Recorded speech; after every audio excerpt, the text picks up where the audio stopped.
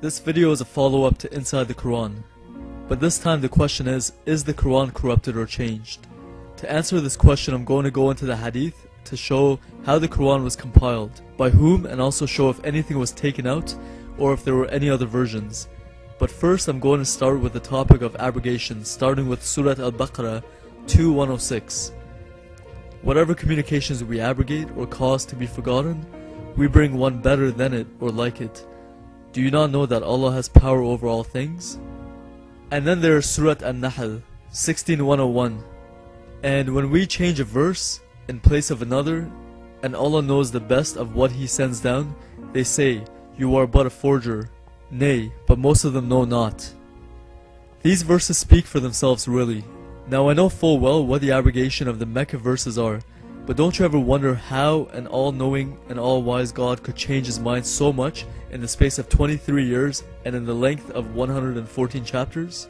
Plus, if the Quran was written on tablets in heaven from the beginning of time, why did Allah wait 2,000 years after the Torah and 600 years after the Gospel to reveal it? And why would those tablets have Allah changing His mind so much? Especially when according to the Quran His words cannot be changed, nor can the meanings. But there are, according to some Islamic scholars, over 200 abrogations in the Quran.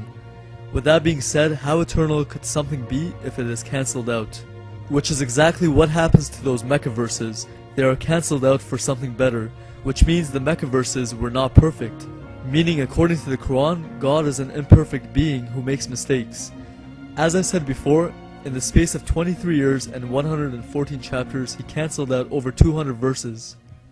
Now, on to the main point of the video. Is the Quran corrupted?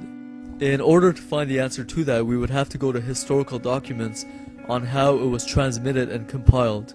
Now, I'm going to use only the hadith of Sahih Bukhari, since they are considered as the most trusted collection of hadith. I'm going to start with a quick background on the compilation of the Quran, which is not my own understanding, but according to the hadith. First off, despite what you may have heard, the Quran was not compiled during the life of Muhammad. Regardless of some claims that he oversaw the final assembly of the Quran, that is simply not true according to Islamic sources. The manuscripts, some of which were written on palm stalks, thin white stones, and also on the hearts of some men, meaning some verses were memorized.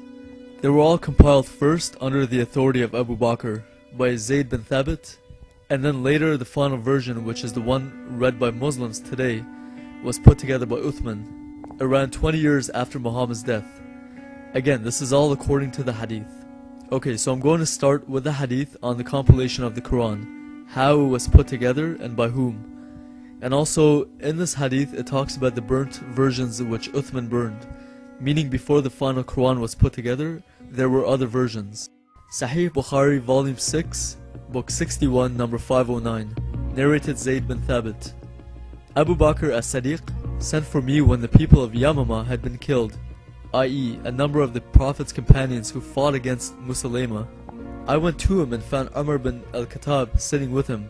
Abu Bakr then said to me, "Umar has come to me and said, casualties were heavy among the Qurra of the Quran, i.e. those who knew the Quran by heart, on the day of the battle of Yamama, and I am afraid that more heavy casualties may take place among the Qurra on other battlefields, whereby a large part of the Quran may be lost.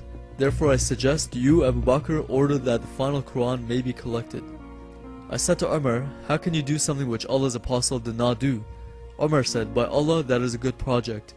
Umar kept on urging me to accept his proposal till Allah opened my chest for it and I began to realize the good in the idea which Umar had realized.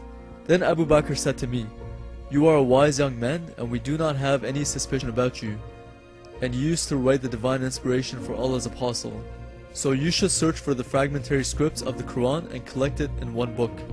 By Allah, if they had ordered me to shift one of the mountains, it would not have been heavier for me than this ordering me to collect the Quran." Then I said to Abu Bakr, "How will you do something which Allah's Apostle did not do?" Abu Bakr replied, "By Allah, it is a good project." Abu Bakr kept on urging me to accept the idea until Allah opened my chest for what He had opened the chests of Abu Bakr and Umar. So I started looking for the Quran and collecting it from what was written on palm stalks, thin white stones, and also from the men who knew it by heart, till I found the last verse of Surah Al-Tawbah. with Abi Khuzaymah al-Ansari, and I did not find it with anybody other than him. Volume 6, Book 61, number 510. Narrated Anas bin Malik. Hudayfa bin al-Yaman came to Uthman at the time when the people of Sham and the people of Iraq were waging war to conquer Armenia and Azerbaijan. Hudayfa was afraid of their differences in the recitation of the Quran. So he said to Uthman, "O chief of the believers, save this nation before they differ the book of the Quran, as Jews and Christians did before." So Uthman sent a message to Hafsa saying, "Send us the manuscripts of the Quran so that we may compile the Quranic materials in perfect copies and return the manuscripts to you." Hafsa sent it to Uthman. Uthman then ordered Zayd bin Thabit, Abdullah bin al-Zubair, Zayd bin Alas, and Abdurrahman bin Harith bin Hisham to rewrite the manuscripts in perfect copies. Uthman said to the three Qurayshi men, "In case you disagree with Zayd bin Thabit on any point in the Quran, then write it in the dialect of Quraysh." The Quran was revealed in their tongue. They did so, and when they had written many copies, Uthman returned the original manuscripts to Hafsa. Uthman sent to every Muslim province one copy of what they had copied, and ordered that all the other Quranic materials, whether written in fragmentary manuscripts or whole copies, be burnt. Zayd bin Thabit added, "A verse from Surat Al-Ahzab was missed by me when we copied the Quran, and I used to hear Allah's Apostle reciting it. So we searched for it and found it with Khuzaymah bin Thabit al-Ansari. That verse was, 'Among the believers are men who have been true in their covenant with Allah.'" A few points to bring up from this hadith are: 1. Note that some of the verses were lost in the Battle of Yamama, so the Quran is not complete. The claim that it is exactly what was revealed to Muhammad cannot be authenticated, since some of the verses were lost and since Muhammad did not oversee the final assembly of the Quran. 2. Zayd bin Thabit collected it from fragments written on palm stalks, thin white stones, and also some of the verses were memorized by some men. He went around collecting these fragments from all over, with Muhammad not around to verify whether or not what he was writing down was authentic or not. He basically just collected a bunch of manuscripts, which could have come from anywhere. 3. All other manuscripts that had any differences were burned by Uthman. Now, who gave Uthman the authority to burn all of the other copies which may have actually been the originals? And also, who gave Uthman and Abu Bakr the authority to say what should be included and what should be left out? Who knows how the original Qurans were? Maybe some of them had correct doctrine that coincided with the Bible. I guess we'll never know. So along with the lost verses from the Battle of Yamama, we have a very clear hadith that says a stoning verse for committing adultery was taken out.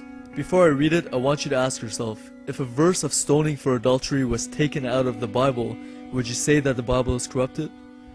Now, with that same answer in mind, use the same measure on the Quran. Sahih Bukhari, Volume 8, Book 82, number 816. Narrated Ibn Abbas. Umar said, "I am afraid that after a long time has passed, people may say, 'We do not find the verses of the rajam, stoning to death, in the Holy Book, and consequently they may go astray by leaving an obligation that Allah has revealed. Lo, I confirm that the penalty of rajam be inflicted on him who commits illegal sexual intercourse, if he is already married and the crime is proved by witnesses or pregnancy or confession." Sufyan added, "I have memorized this narration in this way." Umar added, "Surely Allah's Apostle carried out the penalty of rajam, and so do we after him."